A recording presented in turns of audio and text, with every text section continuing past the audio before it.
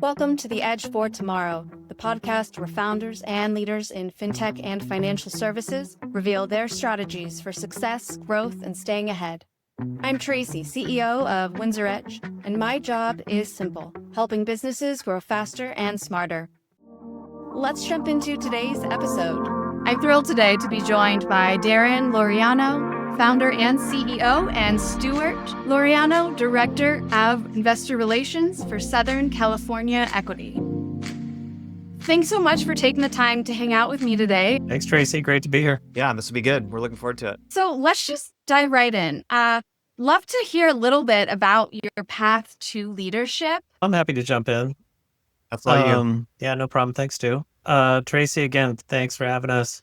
I think there's always a unique, journey if you're being an entrepreneur or starting something. I can tell you mine was, very unique.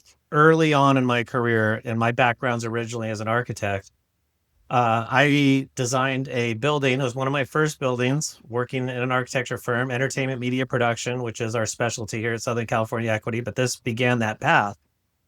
And turned out I got a really interesting phone call. I had a very big Hollywood client. I can't say his name here, but extremely huge and very even bigger now. This was 25 years ago. And the interesting thing was we ended up with what I call the oh, by the way phone call from one of the cities that we were working in. And they basically said, your project's over. You can't do what you're doing. And I was expecting to have the project starting construction in like 2 weeks. Anyways, very short, we end up in a conference with the city attorney, my client, his attorney, my boss, the director of planning in that particular city. And effectively, I'm pretty young at the time. And effectively what they all did was not so much, this is more figurative, but they basically pointed the finger at me and said, it's all his fault. And that was a pretty stunning time for me. And I can remember that was the last time I walked out of that room and I said, that's the last time I ever walk into a room and not know more than everybody in there. So that's a really long-winded way of saying that's what led my path towards real estate finance, investing, and frankly, defending projects from lost value, which is really effectively where we started. And I didn't know I was beginning something that was new. The company that we did that didn't exist anywhere. It actually took probably near about 15 years before I actually figured out, wait, I created a real estate company that didn't exist. So that's when we began the road to finance and raising capital. And Stuart, how did you? Yeah, I'll keep it short. My journey is, way more simple. I knew early on I was unemployable. So I had to be an entrepreneur. And that started with, my education path at University of Southern California and being in the entrepreneur program.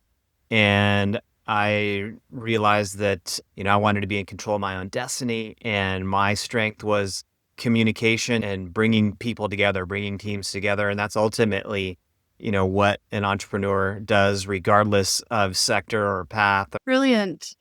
Let's dive into really what you're creating. What is your unique approach to creating innovative spaces? So, our fund, I have a very diverse background, actually, probably more than most people. We've done every single conceivable possible building type, but we really focus the fund very specifically, very strategically to media entertainment and content creators, as well as tech businesses and medical biotech. Now, we did that for a really specific reason in the markets we picked. They were innovation-led cities is how we define them. They're cities with characteristics of changing demographics, very highly educated workforce, tech-centric. So our markets for the fund, for our specific strategy are Southern California, which is, our home court advantage. That's why it's in there. And then Austin, Texas, Nashville, Tennessee, and Miami. And, interestingly, when I developed the fund strategy, those weren't really talked about markets, to be honest with you. Now it's everybody's on everybody's lips and everything. And I looked at this and I'm like, I guess I have a crystal ball. I always tease Stuart, if I could just get a magic wand, I'd be in business, because I predicted those markets 4 years ago for Austin. I mean, Miami's always in there, but Austin and Nashville, nobody was really talking about 4 years ago. I'm working on the magic wand. I still haven't got there yet. When I get that product perfected, that would be great. The crystal ball I got. If you want me to source a deal and look into a magic, I got it for you. Sounds like we're starting a whole new business. I mean, that sounds great to me, though. I'm all about it. I will share something too, just from a entrepreneur standpoint. And this is true in any business, whatever fund someone's raising, whatever investors trying, the outreach we're trying to connect to. I mean, it boils down to having, a product that is number one in demand. Daren created this early on, not knowing that it was going to be prime time for this. A in demand in our world means flexible spaces and a green premium. Everybody wants to enjoy the benefits of low carbon development. And that is such a key point, especially for kind of occupiers that we work in. And in the middle market, the way the workforce has changed, not everybody's looking for massive HQs. The kinds of companies that we target, like Daren's talking about, are creative, innovative companies and lots of startups that are well funded. That's a key too. But that middle market that we focus on is exciting because it opens up so many more doors for the kinds of projects that we can start. Product needs to fill a need, and that's, what we've been able to do too. Need in real estate is premium special uses. Products that are well positioned, that are on the class A side of product are performing incredibly well. So, from a product standpoint, that's, where we're at. And also, results. Investors want results. Every founder's looking to deliver results. And for us, it translates into IRR and ROI. And those are the key things that we deliver in spades. I think we need to tone it down sometimes when we talk about the capabilities that Daren has, particularly, with some of our proprietary systems. And that allows us to be priced right. The adaptive reuse that we have allows us to create products faster, less expensively, in prime locations. So you think about the fund from that standpoint, we're checking off a lot of boxes that every successful fundraise, capital raise, every successful unicorn that you've ever seen in the market. And that's why I like to describe Daren. He's a unicorn. So you guys, welcome to the world of unicorns in real estate. You've never seen the kinds of things that he's capable of and the things that we're doing right now. Well, I think that's probably one other thing. That's so exciting. I was going to say, if I could jump in there. One of the other things I think it's really important for investors, all LPs, and particularly institutional ones. I mean, this is really an opportunity. It has become so layered between those institutions who put capital at risk and the people actually making the investment decisions. And I think there's a level of frustration there of getting very direct answers. And what we are trying to do here and what we are doing is bringing the investment decision maker directly to those who put capital at risk. And we want to make sure that we have a more direct approach. We find that our communication style is far more effective, that our fund governance and compliance, I think they'll find refreshing, that when they have a specific question, we don't have to talk in circles and check outside sources. We have all in-house sources for the information and the facts that they want. I think that's really a big differentiator between what we do and what others do in commercial real estate. And let's talk about the type of investors that are interested in joining the fund.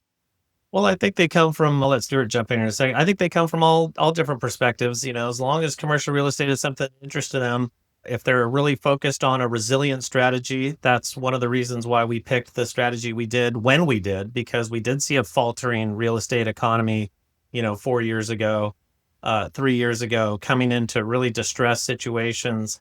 And frankly, the model of the target for the fund was very, very resilient building types. They all sustained their tenants throughout the entire pandemic, and then coming out of it, even with high interest rates.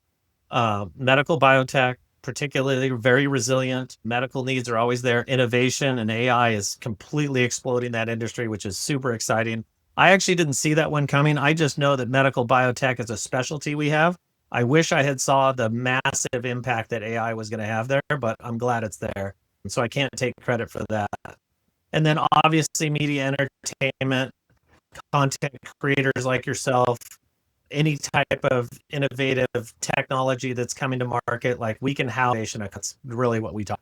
I will say this too, from an LP perspective, one of the things that we're bringing to the table is institutional quality, but with entrepreneurial agility. And I think where that lines up, like the persona, if we were going to put together an investor persona, we're really aligning with family offices quite well. And a couple of reasons for that. Number one, our deal size fits that perfect middle market where a lot of families and multifamily offices fit. But I would also say this, I think when you get to know us and look at, the strategy and our team, we are definitely more relational than transactional. And I think that's one key element with family offices. They want to invest with somebody they know, like, and trust, as opposed to institutions where you're just a spreadsheet. Now, our spreadsheets look fantastic. You get the best of both worlds.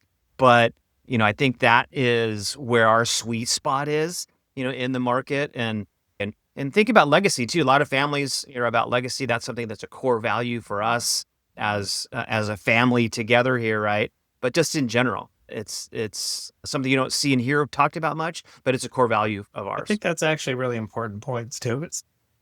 Excuse me. It's a really important point because in my entire journey for the last 3 decades, I have many GPs and LPs and developers who have been with me for 25 plus years.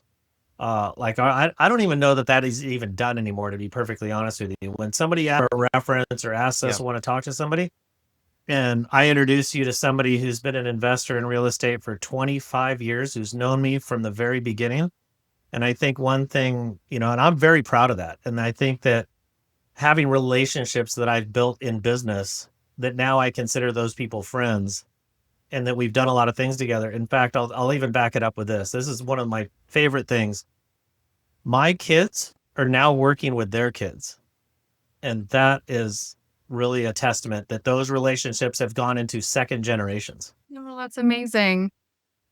Let's talk about the human side of work environments, since you so beautifully articulated that about your company, the other employees, your investors, and the history that you share and are creating together.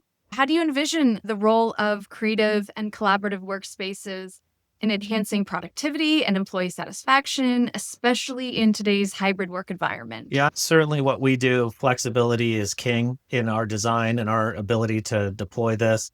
One of the things that we've done as a vertically integrated platform, we have in-house architecture, which is very unusual for private equity firms. Not impossible, certainly it exists, but it's something we handle because we tend to finish each other's sentences, and we don't have to have long-winded discussions of the 20-year history of projects we did and why those buildings work. But the building has to be flexible. It has to be able to transition between, like we just said, technology. As the evolution, the life of the investment occurs, it needs to be able to adapt to new users and different users, so it becomes more valuable in the market. I think we've seen that. Certainly in a lot of the investments that we've done for our LPs in the past, where we're doing them 2 and 3 times over. That's how they show that flexibility. But certainly from a design point of view, I mean, you have to be beautiful, you have to have quality, you have to have an openness. There have to be, indoor, outdoor components. They have to have flexibility and shared spaces. The other thing that's very important in our strategy is the businesses and the tenants, and tenants are really important because you have to have transactional confidence with those tenants. So you have to be able to attract those tenants early. And I'd say this is our last point where it comes to a lot of those relationships is our model moves so much faster. The adaptive reuse with deep reposition moves so much faster. We can meet tenant demands who are in the market today. We don't have to guess at what they're doing next week or next month or 2 years from now. We can meet those because we can adapt our strategy so quickly and customize spaces for them. So I think it's twofold. I think it's really the openness and the flexibility of what we call industrial conversion or adaptive reuse, along with speed to meet the demands of the tenants who are in the market right now. Yeah, to layer on that too, the future of work looks different. And CEOs and founders, when they look at their workplace and they look at their work environments, it's a completely different strategy. Real estate is not just a place to occupy, it's a place to collaborate. And when you look at the hybrid workforce, lots of things play into flex space. Number one is, the footprints are smaller. That's just a fact. The massive Class A huge high rises aren't the demand, especially for our tenants. And I think the key with where we're at is, and what Daren's strategy has been, is looking at it. I call it reverse engineering. We look at from the occupier's perspective back, and I think that's why the product is so good. It's low rise, it's wide open spaces, it's flex workstations, it's mezzanines. It's a completely different look and feel. And they want to roll off their bike, getting off the train or whatever with their dog and walk into a beautiful lobby and go to work. And, what CEOs are trying to do now is entice people out of their comfy living rooms The needs and demands of CEOs of occupiers are different. They want people in the office. They want people to collaborate. That's the best way to grow, especially in the creative economy that we work in. And they need the right space to do that. And that's, what we've done for decades. So we're just looking forward to the next generation that's going to be even more We've exciting. always had a sense of home in our design and sensibility and thoughts and developments and how they work together. And Stuart's right. Rather than, doing a 10-story building, we'd end up clustering our buildings around a small campus. And while we may need 100,000 feet or 150,000 feet, we'd rather do that in 3 or 4 buildings that are clustered, that have this sort of shared environment relationship. They communicate and talk to each other. Sure, they're low rise, multi-story, 2-3 stories, something like that. It's normally our target. We can do different things, but I think that really that's how we would approach a more sense of community, where we're clustering tenants and users around each other so that they can collaborate in the future and give them a sense of home. What is an example of a space that you have created or are creating that really fits the vision of your company and your funds? Sure, I'll jump in there. This is one of my favorite topics. It's something we call asset surgery. So I do get called in a lot from outside sources, GPs that I know, and say, hey, we have the patients dying on the table. We need you to come in and diagnose the situation, find out what's wrong with our investment, what's wrong with this strategy, and figure out a corrective, set of treatments that we can get it from point A to point B. I do find that being a very good listener in those particular situations, when you have an existing team and you're the outsider and you're coming to meet them and make sure that you kind of diagnose, the vast majority of the time, the issue is the same one, which is the sequence with which they moved forward was completely wrong. It needs to be resequenced and then move forward. I don't want to go into too much detail than that, but I think those are the 3 things: sourcing deals, investment strategy, design and management, and then obviously what I call asset surgery. So I have a million examples, so it's kind of hard. One is a very large building, 45,000 feet. Really super interesting. It was a warehouse to begin with. This was actually a true warehouse, but it evolved. It actually went from an original entertainment special effects company was the target for. There was a specific person. And then it went to an investment fund, the transition to our investment strategy. Ultimately, the target tenant, the occupier, is actually an advertising agency, an entertainment production facility, has a giant sound stage in it with live audience production, very technical booths in it. It's really exciting. But really what happened was we took that building from basically $2.50 a square foot and took it to about $5 a square foot. And that's really the simple strategy when you're talking about the things that we're doing. We're taking basically very overlooked, undervalued industrial assets and taking them to Class A media, entertainment, and tech-centric. And really the idea is actually quite simple, actually. We're manufacturing. These are manufacturing buildings. They're still manufacturing. It's just a digital content. They're just manufacturing pixels. They're manufacturing ones and twos or ones and zeros. That's all they're manufacturing. You just have to get in that mindset that that's what you're delivering. But ultimately, we added about 20% of floor area to that building. I think it produced about 27% IRR when we exited that. It's very exciting. I've heard so much about IRL recently in real life and how that's beyond just the work environment, how that's something that's going to keep becoming more of a priority for people. So a lot of online communities are now, okay, well, we need more events in person. Netflix opening up, in-person locations. I mean, they were the ones that benefited from taking everybody to home away from the movie theater.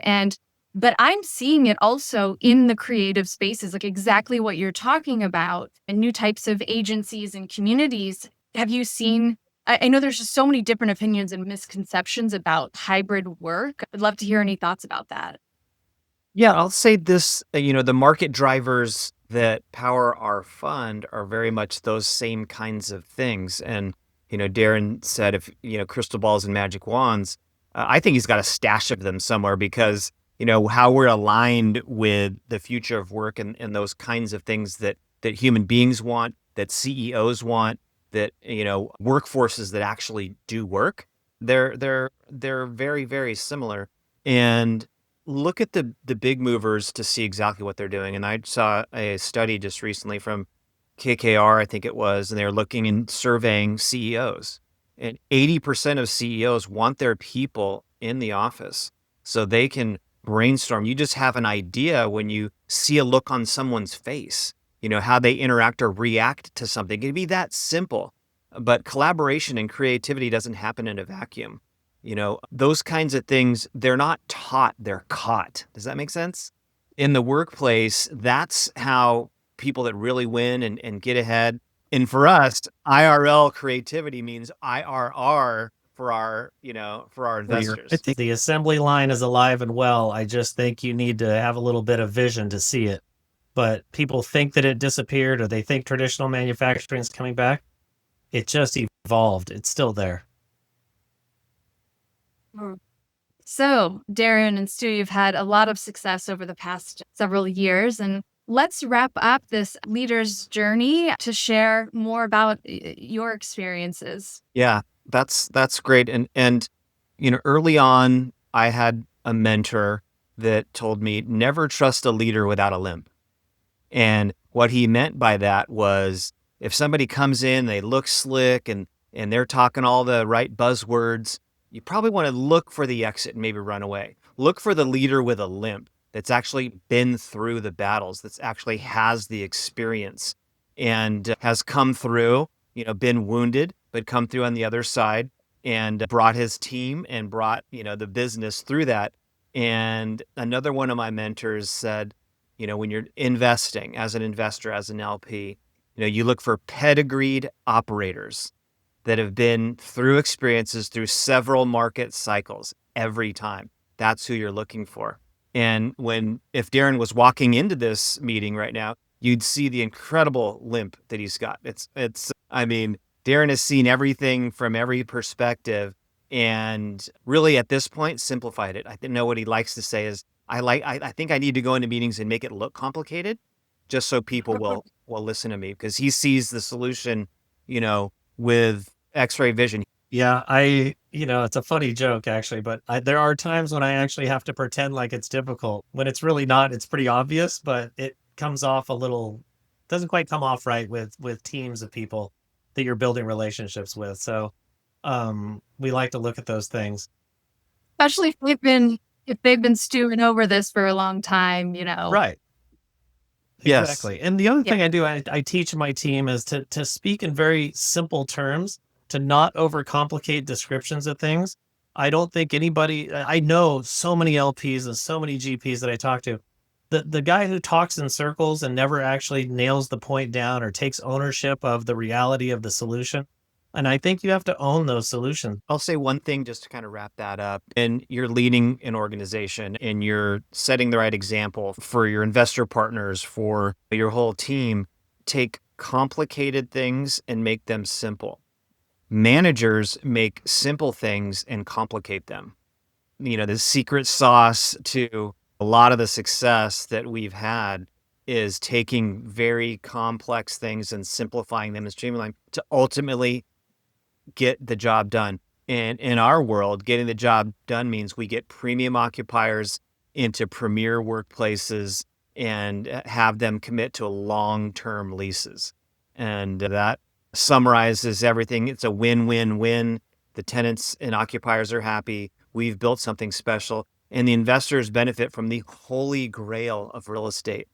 High credit. You want to have tenants that are richer than you, have high credit, long-term leases. And that is the secret to IRRs that, we basically have to tone down a little bit when you look at our track records because nobody believes that. Yeah, that's totally true.